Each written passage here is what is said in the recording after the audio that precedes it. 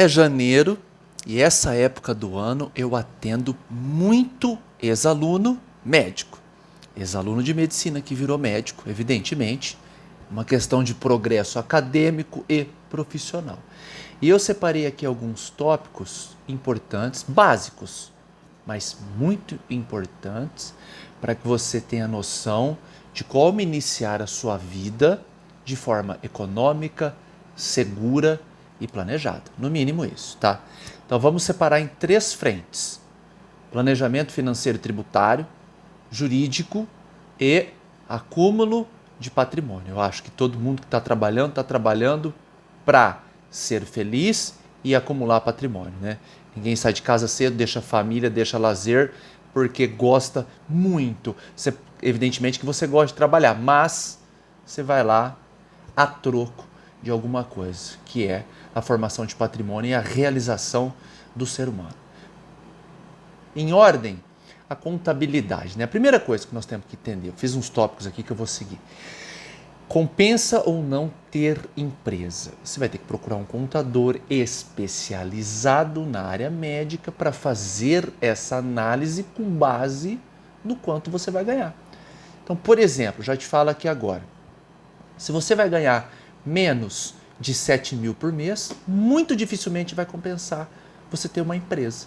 Claro que você pode ser optante do Simples Nacional, que a gente vai chegar agora já no próximo tópico. Você pode ser lucro presumido ou Simples Nacional. Qual que é o melhor? Vai depender da formação da sua estrutura operacional financeira. Você vai ser plantonista? Você vai ser contratado num hospital? Lá no hospital tem a obrigatoriedade da pejotização? A maioria hoje, 99,9% dos hospitais, não contratam pessoa física.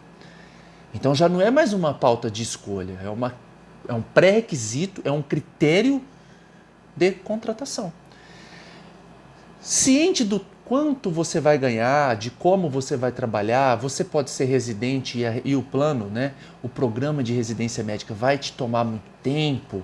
Então, passadas essas questões, né, vencidas essas variáveis, aí um bom contador vai te orientar se é importante ou não você abrir empresa. E aí, caso você constitua a empresa ou não, aí você vai trabalhar com nota fiscal ou recibo. Lembrando, nota fiscal pessoa jurídica, recibo pessoa física. Quando você tem a empresa, você tem a prerrogativa de dar nota fiscal e ou recibo. Quando você não tem a jurídica, você só pode trabalhar com recibo. Significa dizer que hoje nós temos como faixa de isenção algo em torno de R$ 28.500. Faixa de isenção de imposto de renda.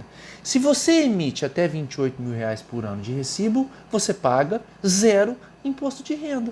Você não emitiu nota, emitiu recibo, deu legitimidade fiscal, deu lastro, deu propriedade à entrada de dinheiro na sua conta, você não corre risco com a Receita Federal e não paga imposto de forma lícita. Lembrando que aqui no canal não tem absolutamente nada ilícito, nenhuma indicação, nem mera menção a temas de ordem ilícita, salvo quando eu recrimino. Perfeito?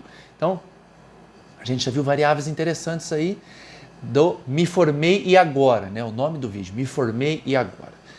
Depois a gente tem que entender se o seu endereço vai ser residencial ou comercial, isso muda bastante coisa na sua vida, tá? Você vai ter uma clínica ou você vai dar plantão em sede de terceiros ou atender em sede de terceiros? São todas questões que devem ser levadas para o seu contabilista, para a abertura da sua empresa, para que você tenha menos risco e mais economia, tá bom? Valores da abertura, você tem que pagar o CRM, você tem que pagar cartório, reconhecimento de firmas, cópias autenticadas, e a cada órgão que você passa, Receita Federal, INSS, Caixa Federal, Prefeitura, CRM, você paga uma taxinha porque aqui é o Brasil e é interessante, né, para o Estado burocratizar, para cobrar, para vender dificuldade, né, e não facilidade. Então, é o Estado brasileiro. Então, hoje, o tempo de abertura de uma empresa é em torno aí, sei lá, de 70 dias. Sim, infelizmente. Só no CRM ela demora de 30 a 35 dias e depois a gente tem que fazer uma verdadeira romaria para conseguir chegar no momento de você emitir a nota fiscal e receber o valor do seu trabalho na sua conta corrente da pessoa jurídica. Última dica aqui da contabilidade, né? Última não, penúltima. Você tem que ter uma conta corrente da sua pessoa jurídica, porque a partir do momento que você emite nota fiscal da tua empresa, você não pode receber na sua conta pessoa física. É ilícito, se isso veio ocorrendo, já está errado. Você tem que receber na sua conta corrente da pessoa jurídica.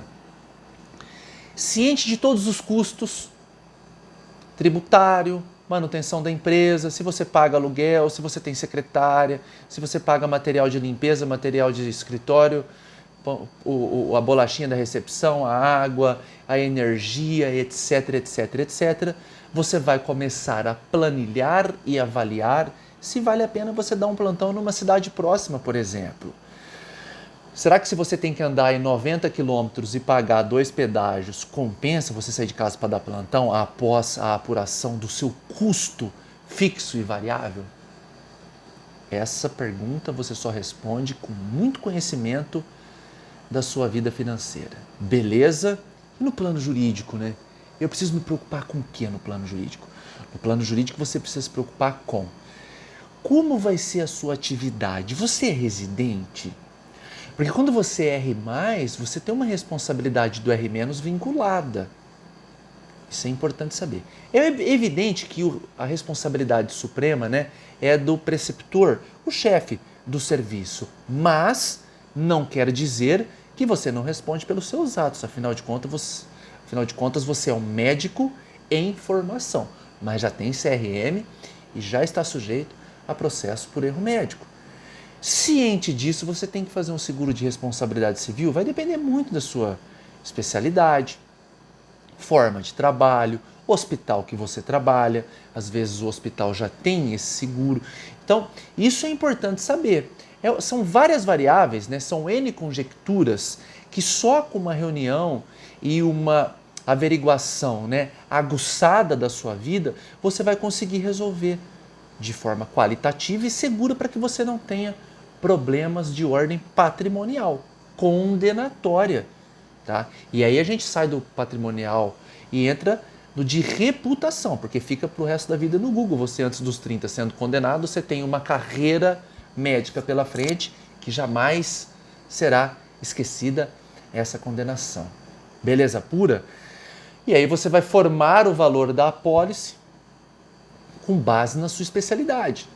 Evidentemente que um oftalmo corre muito mais risco do que um pediatra, né? Ainda o que pega nenê no hospital ainda corre um risco até maior, mas aquele que atua na clínica, o risco é diminuto perto de um oftalmo. Por quê? Porque o oftalmo tem um volume cirúrgico, evidentemente que o cirurgião, né, e não o clínico, o oftalmo, que dá a oportunidade de mais erro médico. Um reumato, a chance de um erro médico em reumatologia é muito pequena, um gastro clínico, né? Então, esse tipo de especialidade, né, acupuntura, então é muito pequeno. Agora, o plástico é gigante, o GO é gigante, o oftalmo é gigante, o cirurgião geral, pessoal da bariátrica, enfim.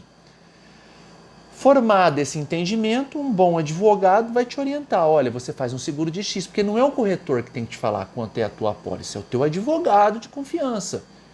Porque com todo o respeito, eu tenho profundo respeito pelos corretores, tenho grandes amigos corretores, eles estão preocupados com a rentabilidade do produto vendido e não com a sua segurança e proteção. E por fim, né, para você ter uma tranquilidade aí, você tem que ter cuidado com a relação de sócios. Você vai abrir uma pessoa jurídica? Você vai ter seguro de responsabilidade civil? Porque se eu sou seu sócio e eu vou dar plantão de porta e eu mato um paciente lá em virtude de um erro médico nefasto, né, de uma negligência ou imprudência ou imperícia, você responde. Responde porque você é meu sócio. Sociedade é casamento sem sexo. Só tem sexo se você fizer uma sociedade com a tua esposa. Ou de forma espúria, né? Mas tirando a parte da brincadeira, tem que tomar muito cuidado com quem você escolhe para ser seu sócio, porque se é uma pessoa que no plano técnico ele tem deficiência, ele pode ser processado e você vai responder por isso. Sim, senhor. Sim, senhor. Responsabilidade solidária de uma sociedade limitada. Isso acontece todo dia. Ô Maire, doutor, eu tenho um sócio que atende no Rio de Janeiro. Ele foi condenado lá, minha conta foi bloqueada. Isso é todo dia aqui no escritório. Todo dia, 2, 3. Tá? Toma cuidado. Por fim, na questão do acúmulo de patrimônio, é importante você ter em mente que você tem que ter seus investimentos para você formar uma renda passiva. Você não pode, a partir do momento, a partir do dia que você dar plantão, que você iniciar a sua vida em plantão para pagar o consumo, está liquidado. É claro que existe aí um período, né, inicial de carreira, né, que você vai ter que dar plantão para dar um up financeiro, até porque você sai da faculdade e querendo ganhar dinheiro. Legítima questão. Agora, depois que você tem 3, 5, 10 anos de formado, eu vejo um médico com 20 anos de formado, dando plantão para pagar parcela de carro premium, para pagar bolsa, para pagar joia, relógio e sapato, tem coisa errada na sua vida, toma cuidado, porque você tem que acumular patrimônio e não bens de consumo, tá? Gaste seu dinheiro com produtos financeiros. Tenha isso como uma despesa da sua vida. Você vai gastar com o que hoje? Hoje eu vou comprar aqui um título do Tesouro Americano, por exemplo, por $3.000. E aí eu vou sacar daqui 5, 10 ou 15 anos por $7.000. Eu vou fazer uma despesa aqui com a minha previdência privada, ou com fundo de investimentos, ou com LCI, LCA, ou um investimento na Inglaterra, enfim. Você vai procurar um bom assessor de investimentos e vai ter uma despesa que se chama investimento, aposentadoria. E você vai ver que você começa a gastar dinheiro com isso e isso substitui o consumo nefasto, pernicioso, e você começa a ficar rico sem perceber e ter renda passiva.